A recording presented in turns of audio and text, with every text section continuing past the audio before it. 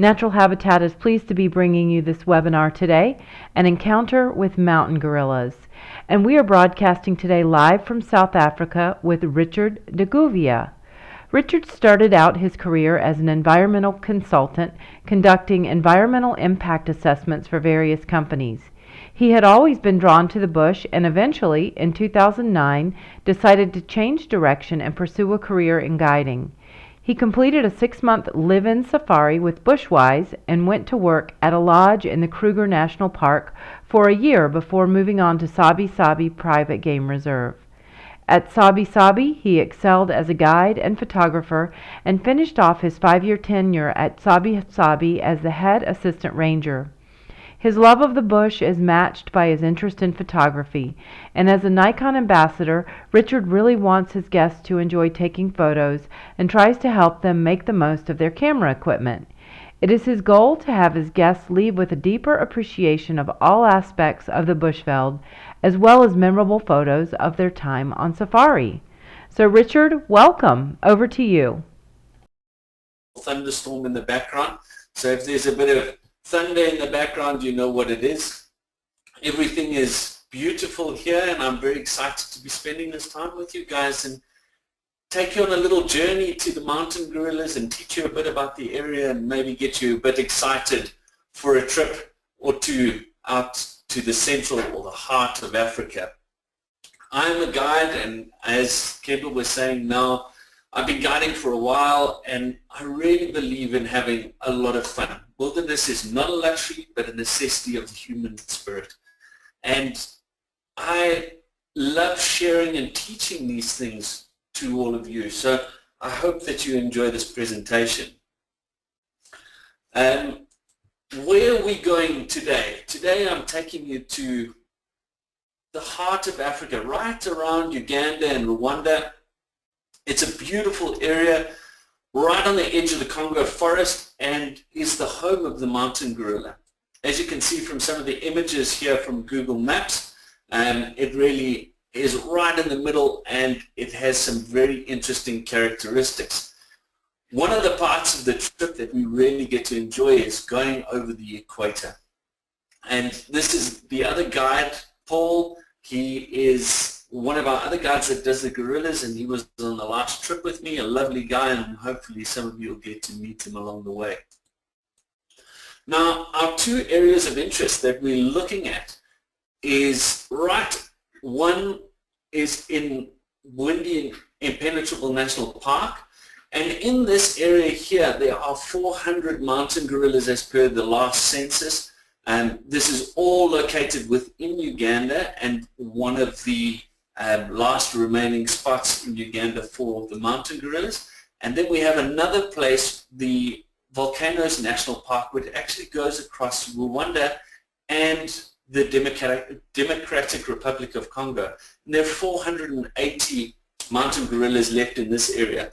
This year they're actually busy with the census, which will give us a more accurate number. The last census was done in 2010, which approximated about 880 mountain gorillas. And if we look at the reason, or one of the very important parts of doing a trip like this and being able to learn about these things is that in 1981, there were only 254 mountain gorillas left on the planet. And you can see how much this has grown, and tourism has been a major impacting part of this. So, you know, the mountain gorillas' habitats generally are between about 7,000 and 14,000 feet above sea level. And as you can see from the diagram, the two areas that I've shown have been fragmented quite massively. And this is due to population increases and everything. And this has also led further on to some speciation between the two. And there's a lot of research going into whether the mountain gorilla should be separated into two subspecies.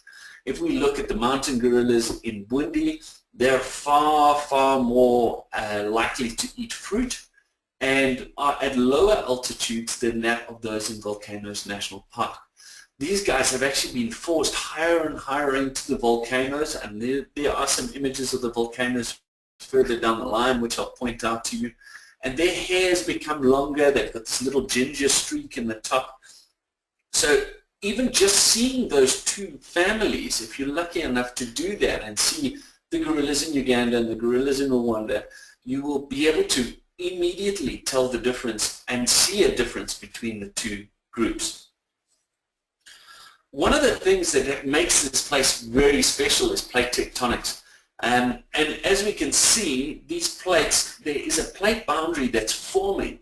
The two red arrows show you how the plate is actually being pulled apart. And these plate tectonics and movements mean that the landscapes and everything have been basically forged in fire, if I can put it that way.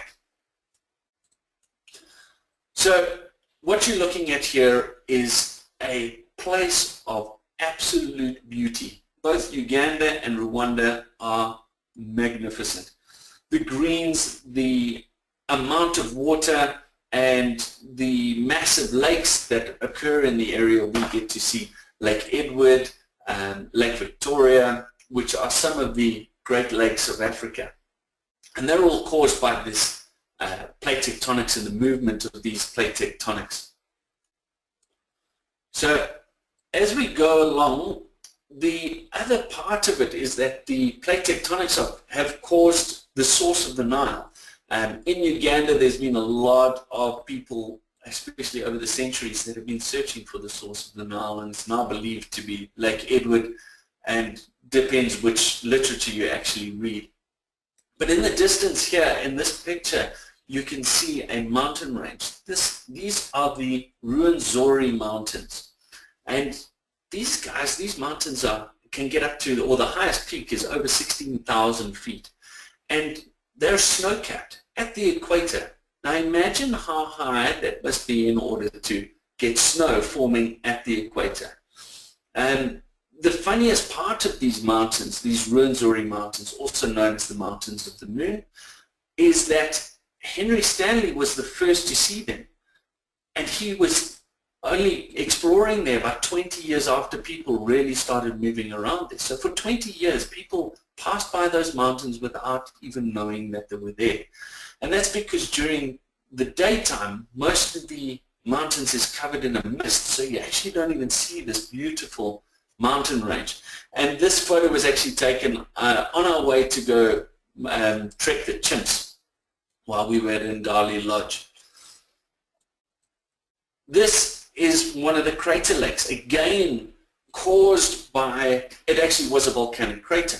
And to the right of it, there's actually another crater lake. And this is one of the places that we get to enjoy on the trip. It's called Ndali Lodge. And if you look at the arrow there, just in the tree line there is the lodge where we stay. So we get to look out of these beautiful things. So if we go back millions of years, what you will find is that lava was spewing out of these areas as the plate tectonic and the plate movements were happening all over the place. And this has layered the soils with this beautiful, beautiful soil for growing, and obviously great place for rainforest to occur, but also a great place for food to be grown. This was one of the photos that I took on the way out. It was actually on the last trip. I believe there's one of the guests listening in at the moment was actually on my last trip.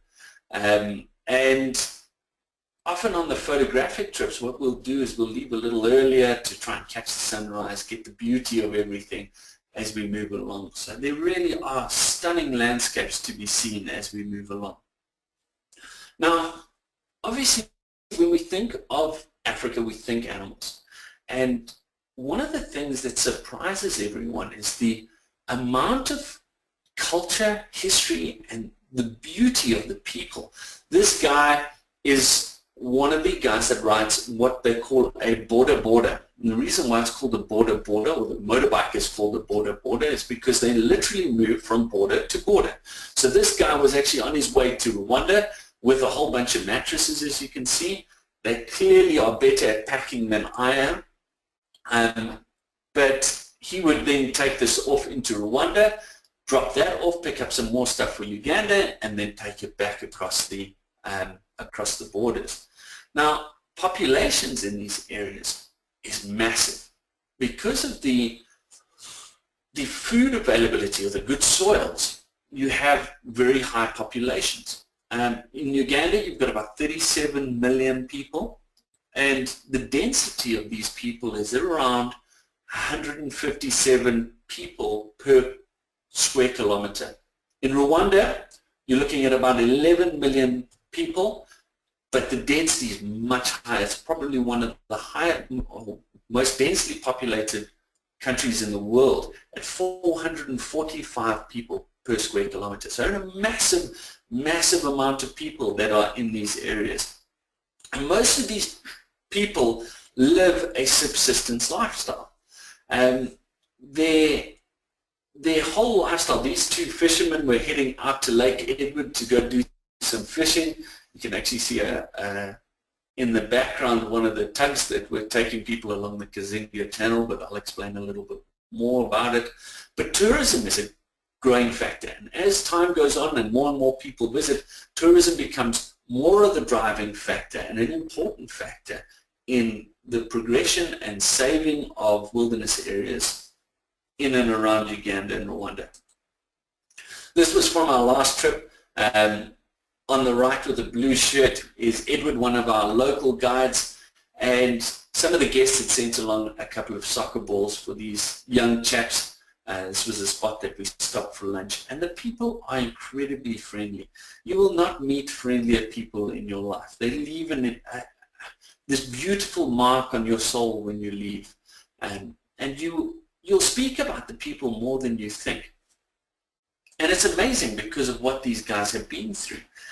They rely very much on the land. As you can see, they have to travel very long distances, as you can imagine. Certain people will grow bananas, certain people will grow millet or different types of cash crops that they will then take to market, and these guys have to walk from one spot to another, these huge distances to get what they need. Now, they're amazing people. As I said, very, very friendly. One of the things that has always fascinated me is as you're driving along, the children just love to see us. They see our big vehicles coming along and they just stand on the edge and they wave. And they wave and they wave and they wave. And obviously, you know, us as tourists have had an impact on them, and the kids will ask, give me my bottle, give me my ball, give me my money. And as one of the guides, one of the local guides said, well, you better give them their money because they said it's their money. So it just leaves a smile on your face. It doesn't matter where you go. People are smiling. People are happy. And as much as it's a poor place, people are very rich. They have the ability to make their own food, and therefore, as much as they don't earn lots of dollars, they can always feed each other and everything like that. But as time goes on, the growth of people starts to have an impact on things. So this was a sign that was on the way to the chimps. And as we're going along, there's a lot of development taking place in both Uganda and Rwanda. Because of this development, or the development is growing because of Chinese influence, and they've basically opened up to a whole new market. So you can see these goslow men. It was quite a funny story because we were driving along and one of the guests said to me, what is a goslow man? I'm trying to figure this out. And I looked at the sign and I was also a little bit dumbfounded. But we eventually figured out that their punctuation wasn't all that good and they needed a bit more space between go and slow. But it just proves that things are moving along. So this is a major highway that actually is going through Kibale National Park, which is where the chimps are found. And there's major work being done on trying to get things done. There's huge amounts of mining coming in and people trying to get to the resources, which obviously puts pressure on the animals. And the other thing that's come through and been a big hindrance or a big factor to the development of these countries is colonialism. And the British obviously were in Uganda and the French in Rwanda, and these guys had a massive impact on things. And once the countries were handed back over to the locals, there were a number of very dodgy things that happened. In Uganda, we had Idi Amin come in, and he basically was responsible for the genocide of 100,000 people, which pales in comparison to the Rwandan genocide, which was basically caused by the French looking very differently at two different tribes and creating a conflict between them. In the genocide, within 100 days, it's believed that between 500,000 and 1 million people were killed and 2 million people displaced in 100 days. And these countries have built themselves back up. It's one of those things that every time I visit these countries, to see the smiles on the faces on recent historical horrendous acts of genocide, these people are still happy at heart. I mean, the Rwandan genocide was only in 1994. It's not a lot of time to heal. So, that development and everything pushes along. Now, if we look at the location again, we can see on the left of Uganda, you can see the Congo Rainforest. And this is a beautiful, massive, dense piece of land. And these forests are highly, highly filled with biodiversity. They've got massive amounts of biodiversity within them. Those being lowland gorillas and chimpanzees, and obviously our mountain gorillas that we're looking at in more detail today. But 50% of this has been set aside for logging. And as this development takes place, so there's more and more pressure on the natural resources. And these natural resources are then pressurized and pressurized. Now, yeah, there's a lot of forest there, as you can see. So what's the loss of 50%? But it impacts every single one of you listening now, because that forest affects the weather patterns in Europe and in the States. And those weather patterns have already started to change as the logging has increased over time. So it's not just the animals we're losing, we're affecting everything around us. So as we go deeper and deeper, you can start seeing how the whole world is an interconnected being, if I can put it that way.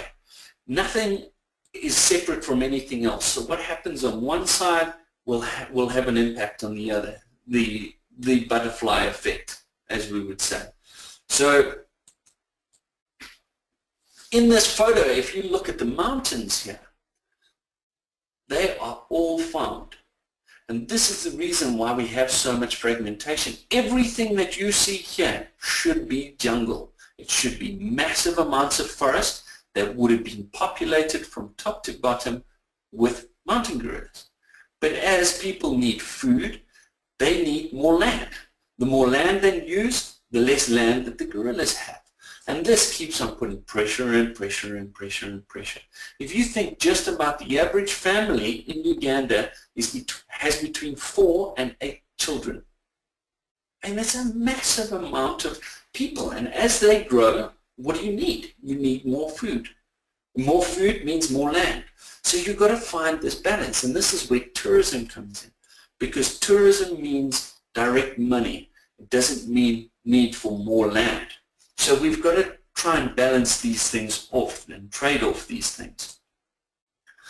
So here's a picture from our last trip, and Greg, you might see yourself in there. I'm trying to see if you're there. We were walking through the jungles, but this is now through community land. If you look at where the arrow is there, you will see a very clearly defined line between community land on the left and national park, forest on the right. And this causes a lot of human-animal conflict. And the gorillas obviously are under pressure because they need food. So where do they get food? They're obviously in the jungles, but then they stray off into people's fields and start eating their bananas and things like that, which obviously then means the locals don't like it, because now they're eating the food that the locals should be eating. So there's a number of things that go along and that need to be put in place. One of the things that people are doing currently is actually planting tea along these boundaries, because nothing eats tea. Only we drink it. So nothing in these areas eats tea. So the gorillas will walk out, find tea, and go, no cup of tea for me, and turn around and go back into the forest. There are also people that patrol the edges to help and assist pushing these guys back into the forest so that they can carry on. So obviously, because of all of these great habitats, where there are habitats left, it is a safari destination second to none. It is a home of many, many different primate species. The last count that I heard was about 13 different primate species. Olive baboon, this is a black and white colobus that you're looking at currently, red-tailed monkeys, Lahirst monkeys, just to name a few. But obviously the most famous being the chimpanzees and the mountain gorillas. And the chimpanzees are often overlooked as a great thing to see. These guys are amazing, truly, truly spectacular. And they allow us to get very close and really is one of the highlights of the trip. And we start off pretty much with these guys as our first highlight that we get to do on the trip. And you can see we get very close to them. This is a chimpanzee named Totti. He was named after a famous soccer player, an Italian soccer player, and he's a very relaxed guy, but not always so relaxed. I actually had one occasion where he walked past, and he's been known to slap people on the legs as he walks past them, but he grabbed one of the guests' rucksacks and tried to pull it away from her, obviously leaving her screaming everything and screaming blue murder, and he went running off almost with this gleeful smile on his face that he tormented the tourists as he went along. They're incredibly active animals, which is quite contrasting to the gorillas, because often the gorillas will be sitting there very chill doing their thing, but these guys can be really noisy and rowdy and moving around. This photo was taken while there were 6 males, all within the dominant hierarchy of the group that we go trek in Kibale, and there was one female chimp that was in estrus, and the noises were insane. You just filled, and it just echoes through the jungles all the way. They do a thing called buttressing, where they walk up to these massive buttress roots, and they kick, and it sounds like this big drum playing as they go through the forest. It's an amazing, amazing experience. It's a very sensual experience. And obviously, sometimes we get to see them right up in the top of the trees. Sometimes we're really lucky to catch them on the ground and to get this activity. It's all luck of the draw.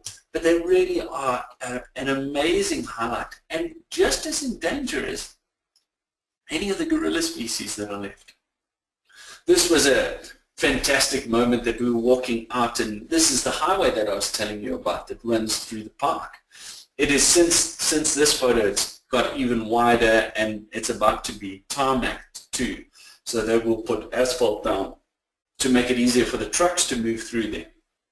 But because of the low center, you can see this guy standing up, and I was so excited to see this, because this is evolution. This is it happening right there. I was going nuts. I've been known to be a little bit excitable in moments, and this was one of those moments. It was just amazing to see this chimp go from 4 legs, step up onto 2, and walk along better than I can. And he's not the only 2-legged creature or thing that will try to stand on 2 legs. This was just a very lucky moment in Ishasha, where there's a lot of grass, and this elephant was stretching up to try to get some marula leaves, and we managed to catch a photo of that. But the safari itself, although it's not Kenya or Botswana or South Africa in terms of the safari experience, it's still an amazing place to visit. There are elephant, there are lion, there are leopard. We get to go around. These are the vehicles that we get to move around in. Edward, again, our great guide there. And these guys were looking across at something. Obviously, like I said, leopard. I've only had the pleasure of seeing one leopard in Uganda, which was on the last trip, and I was so happy. The guests were so happy. We really struck it lucky. But these are the things that we can look forward to, and it's almost a supplementary little bit of excitement between and building up towards getting to the gorillas. Bird life in Uganda is insane. If you're a birder, this place is amazing. Just in Uganda, there are over 1,000 different species of bird.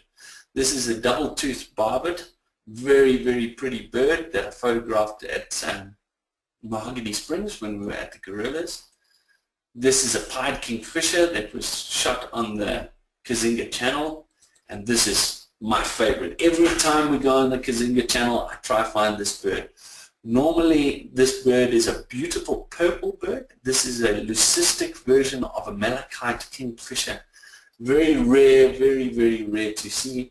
And just to be able to find this guy, and he always sits in the same spot, and the boat guys, the guides that take us out, always go looking for it with me, and we try and find this guy. It's a really, really special thing to see. So the bird life, even if you don't like birds, you might just fall in love.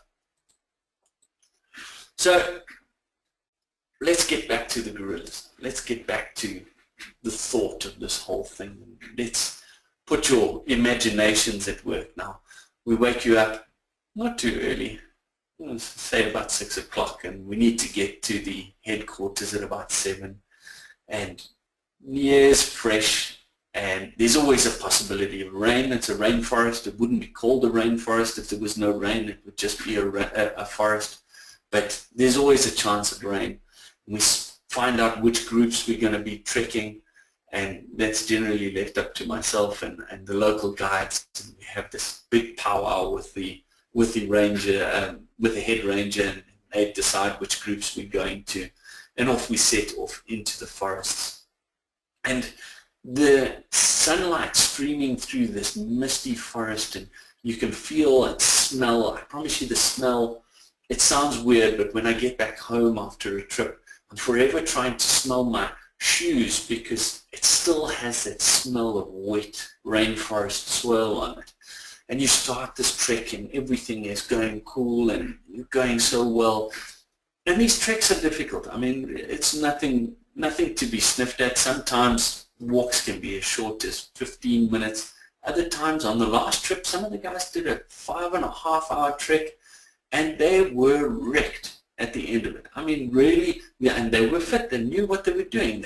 I split the group up so that they could go. These guys were wrecked at the end. So it all depends. I mean, we try our best to give people the easiest walks they can get, but it's not always possible. But anyway, there's this excitement behind the energy exertion because you're walking straight up a mountain. It's not a flat walk.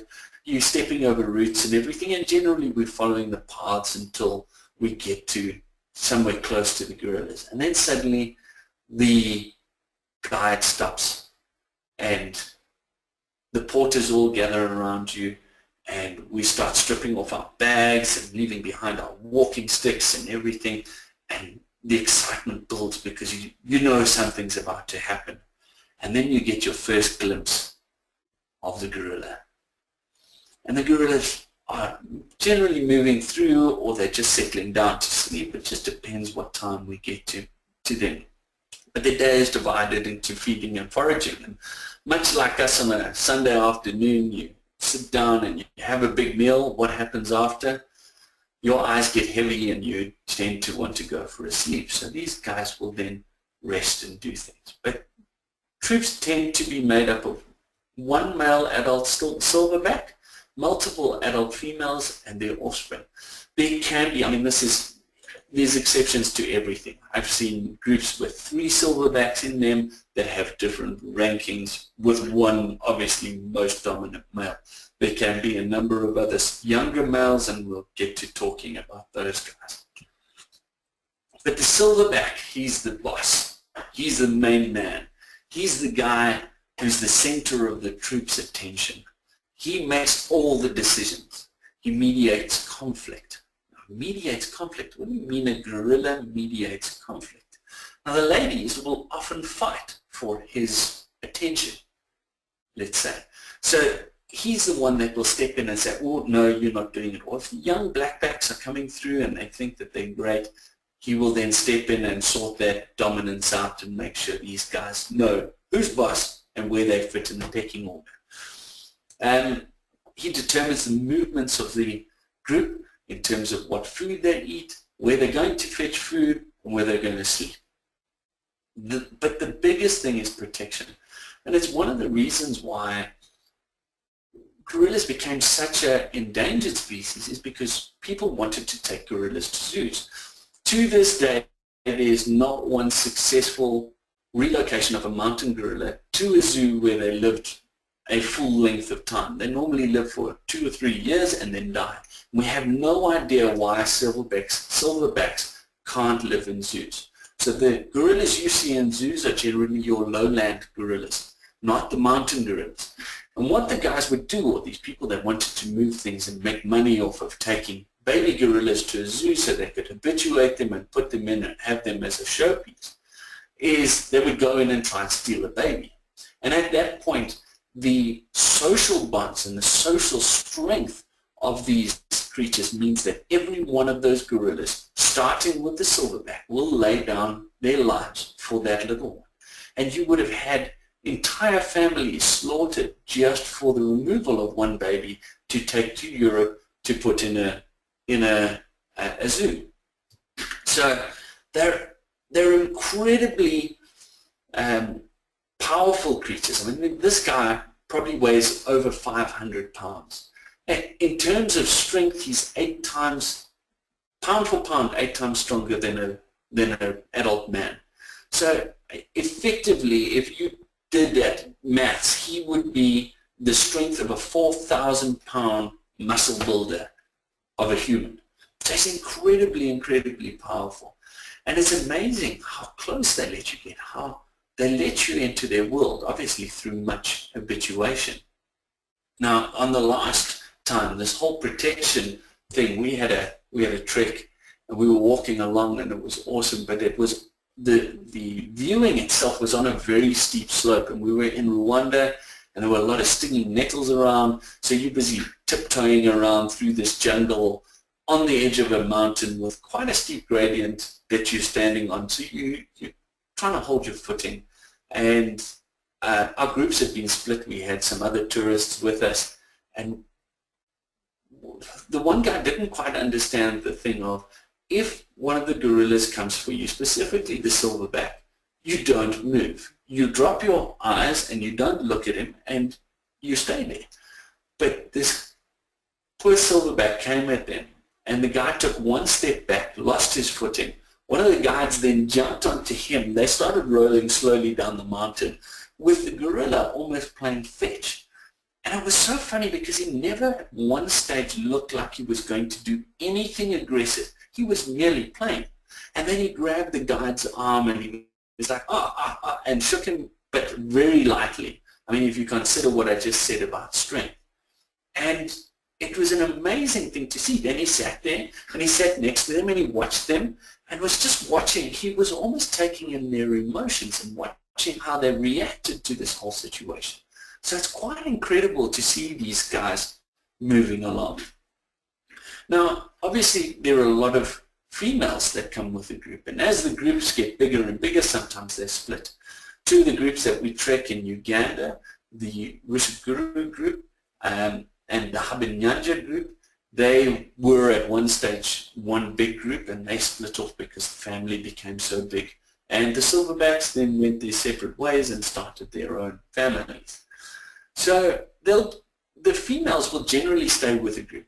They may move off, but for the most part, they will stay with the group. And the bonds between them are maintained by grooming and staying close together. So as the silverback moves through the brush, so the ladies, especially those with babies, and the younger the babies, the closer they are, because they want the protection of the silverback should anything go wrong.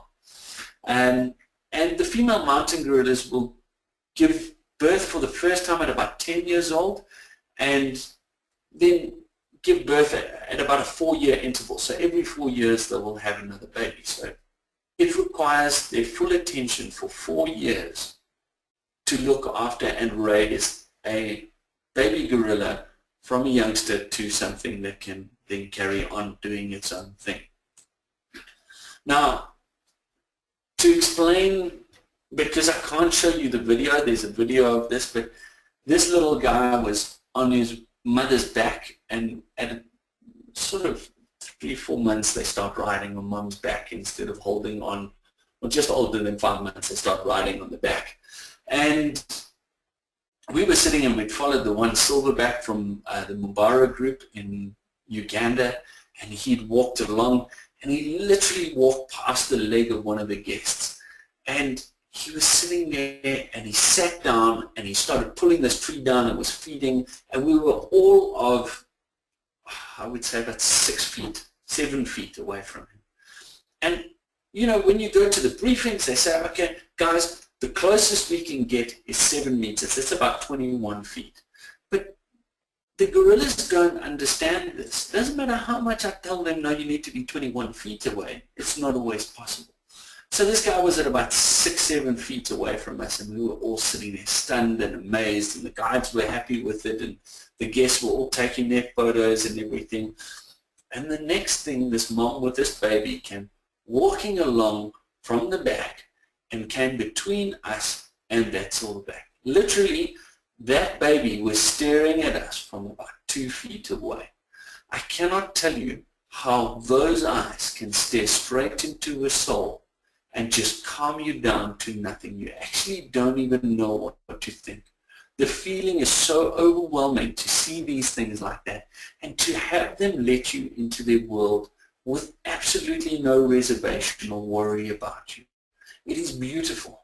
As someone who's guided more in the areas of traditional safari, elephants, lions, leopards, things that want to kill us if we are on foot, it is just the strangest thing to have this massive, powerful creature sitting in front of you just enjoying. So we also have blackbacks. They're generally between 8 and 12 years old, and they may leave the group and to start a new one or find a new group. And one of the things that these guys do is they create nests, and they'll do daytime nests and nighttime nests, and unlike chimpanzees and orangutans, who tend to sleep in nests in the trees, the gorillas tend to nest on the ground. And it's one of the things that we regard as a tool. Building a nest is actually regarded as a tool. And these guys love to play. So at about 5 months, they'll start venturing off from mom, maybe a couple of feet, and then run back to her. By 12 months, they'll start moving off about 15 feet away from mom, getting really brave. And then at about 21 months, they start pushing off and playing, as children do. And this is a photo of 2 of the gorillas just having a good old frolic. So what does the adventure entail? So the first day, when we get into Entebbe, we generally go to the botanical gardens. We have a look at the birds and just get a bit of a leg stretch and walk off some of the jet lag that you might have picked up. And the next day, we climb in our vehicles. These are safari vehicles, all beautifully branded. Everyone gets a window seat. And we start moving through Uganda, and we make our way towards Ndali Lodge. It's a long drive, but it's one of those things that you have to do to get through Uganda and Rwanda. You have to drive. Flight is not always an option, but we carry on. When we get to Ndali, we pass a lot of tea plantations, very beautiful scenery. We're often getting out for stretching and everything and learning a little bit about the culture. Our local guides are fantastic. So I'm there, or one of the NAHAB guides is there, but then we've got our local guides who've lived there. I like to think I know a bit, but these guys know everything about their country. It's their country. So having these guys along is an absolute priceless experience. And these are the tea fields that you can see there. And the highlight of Ndali Lodge, besides the lodge itself, is going to see the chimpanzees. So this is Toti again. He really is a poser. And there he is posing again for us. So it's an amazing experience. We do 2 treks with the chimps so that we get one in the afternoon, one in the morning, and this gives us a better chance of really seeing them do something, because you don't want to just be staring at them in the trees, but it is luck of the draw as we go along. We then move from Ndali Lodge down to Moya or to Ishasha, depending on the trip we're going to. And at this place, this is more traditional safari. This is where we're going to find, and we're going to cross over the equator to get there. And this was one of our groups that we went with, and our 2 local guides, Edward and Habib. And this is traditional. So there's buffalo, there's lion, there's elephant, and all sorts of things. But one of the highlights of this is actually our trip on the Kazinga Channel. We take one of these little boats and we chug down for about 3 hours. The bird life is magnificent. We can often see elephant and buffalo all in the drinking or just resting by the water, and it has the highest density of hippopotamus. Really incredible. Lots of babies, lots of hippos, lots of crocodiles. Here's some of the buffalo, and look at all the birds in the background flying along. So really one of the major highlights of this trip for me is the Kazinga Channel. I always, with my camera, end up shooting 500-600 photos by the end of it, and all we hear on the photographic trips is the sound of shutters going off. On the way down towards the gorillas, we have an opportunity to potentially see the tree climbing lions of Ishasha. These were 3 youngsters that were up in a tree. Not my best photo in the world, but the scene was amazing, and it is unbelievable to see these guys up in these trees. It's one of the rare places where lions actually do climb trees. Then we make our way all the way down to Mahogany Springs, where our first gorilla encounters happen. And we get to experience 2 different treks here, and as I said, you get a lot closer to the animals than you think you will. You can see there just how close we are. This little guy was so inquisitive, he kept on touching this guest on the shoulder, and eventually had to be, ushered off by these calls of that the guides were giving to warn the kid against like coming close to us. And constantly in these groups, you hear in the silverback this deep guttural noise, and everyone then responds with the same noise, all the gorillas, so that he knows exactly where everyone is. So we really do get close to these things. And like I say, as much as we try to keep 7 meters, it's not always possible. If in the case that you're doing just the normal trek, not the photographic trip, you would then at that stage fly back to Entebbe and then make your way home. But on the photographic trip, we then carry on down to Volcanoes National Park, where we then do some treks. Now, this is just a little note on the physicality of these trips. These trips are really physical, guys. It's not a walk in a park, and I like to stress it so that everyone's in the right frame of mind and that you're all prepared when you get there. You really need to be fit to do this. From where those houses are down the bottom, on the right-hand side of this picture, that's where we walked from, and we still went higher. Those volcanoes in the background, those are the volcanoes of Volcanoes National Park. That is what we climb up to get to the gorillas in Rwanda, and it's pretty much the same and even denser forest in Uganda. So the treks sometimes can be 15 minutes, sometimes can be 6 hours, and you have to be prepared for that. You have to have the right shoes. The lodges generally give walking sticks, but if you're used to normal walking sticks, the fold-away ones, the lighter ones, you can definitely bring those along. They definitely do help. This is just another shot of the thing and some of the flowers that we have along the way. Another gorilla having fun, and in this whole trip, we, especially for the physical nature of the trekking, we offer the guests a porter each. And these porters will carry your bag, so you don't have to worry about the weight of the bag, and they'll help you up things. I even go as far as saying to people to take a second porter, so it's a push and pull affair. And everyone looks at me funny when I say this. Like, listen guys, take a second one. If you don't need it, you're giving a job. If you do need it, trust me, you will love me forever. And they take it, and by the end of it, they go, thank you for giving me that porter, because it just helps to have that extra bit of help. Yeah. And these guys are just fantastic. You will try and talk to them. Some of them speak English, some of them don't, but they all have massive grins on their faces and really, really lovely people. From there, after that, we go and finish the trip off. We do another trek, 2 treks of gorillas in Rwanda, and then we finish off with a trek with the golden monkeys. And this is also, the chimps are just a little hidden gem, especially photographically. I mean, these guys just have the cutest little faces and really, really do a lot of amazing stuff. If at all you're worried about the physical nature, there are options to be for an extra cost, of course, but they get people, porters, to carry you up, literally stretching you up.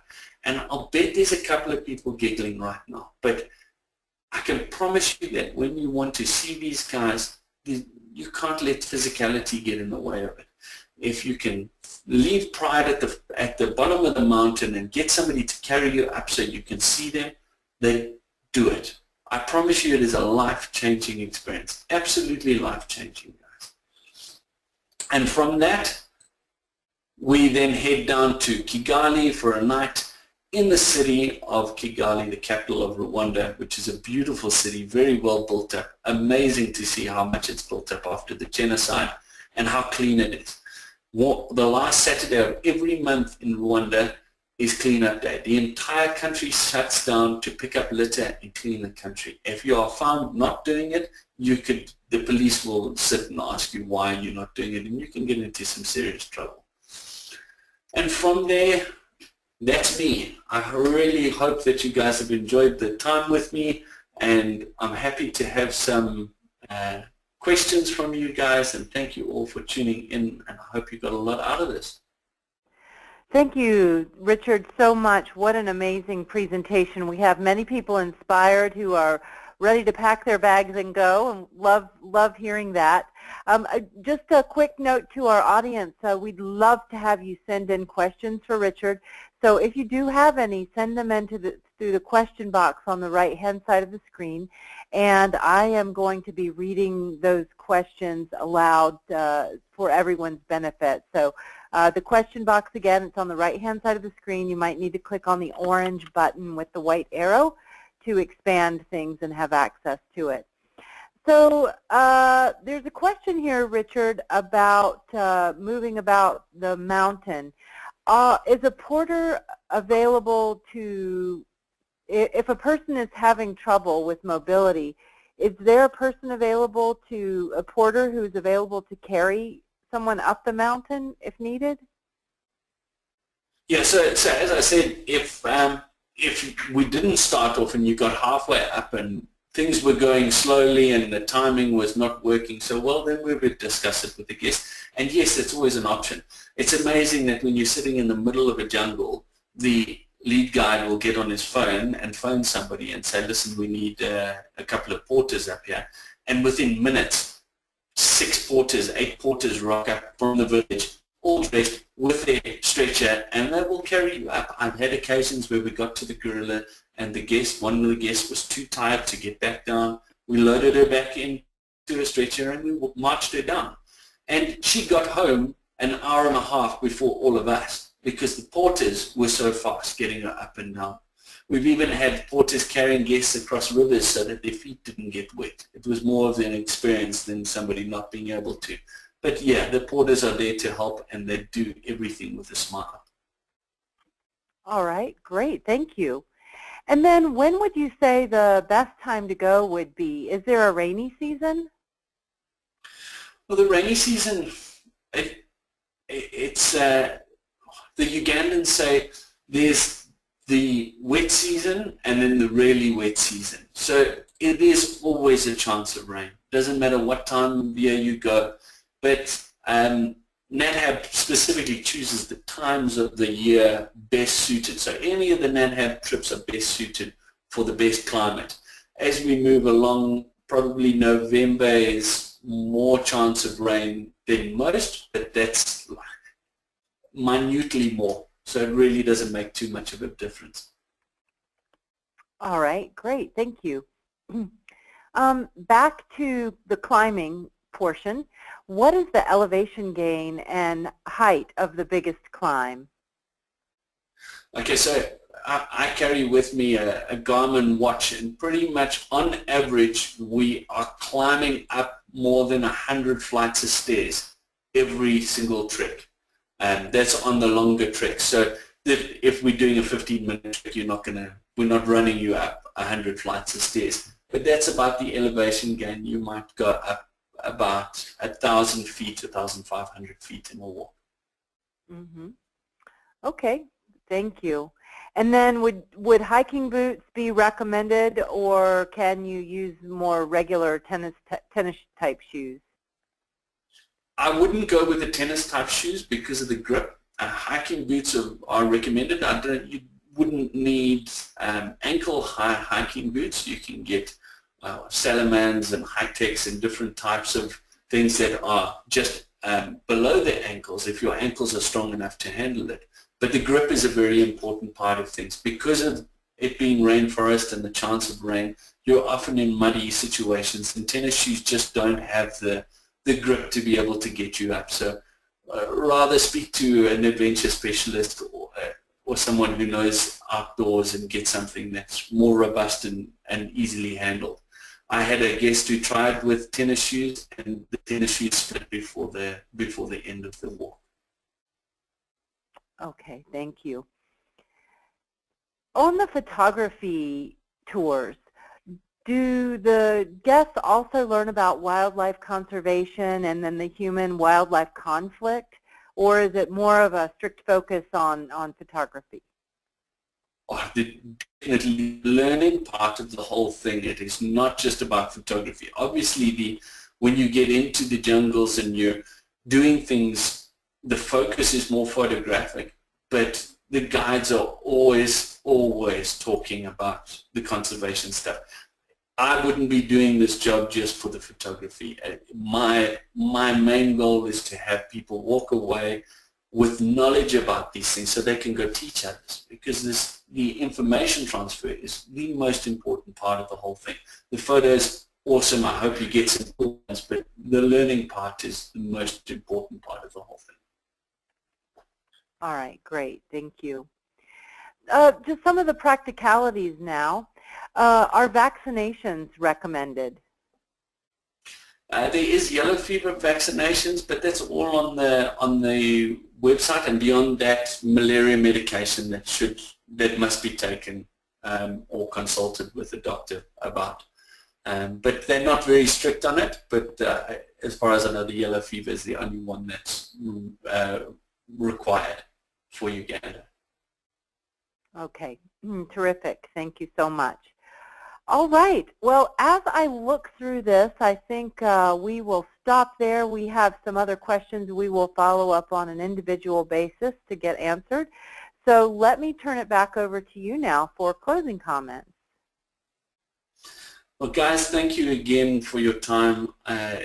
It's a busy time of the year, and we're going into the festive season, and I feel really privileged to have been able to spend this time with you guys and teaching you something new, and I hope you learned something new today and are revved up and you are packing your bags and already on the phone to an adventure specialist getting things going, because it is a trip of a lifetime. I've done it many times, and I look forward to doing it many, many times more. And I thank NatHab for the time that they've given me to be able to share this time with you guys. So thank you, NatHab, for that. And my thanks as well, and we have had many requests for the replay, and we will make sure that everyone receives that. So with that, we will say good day and conclude the webinar. Goodbye, everyone. Goodbye.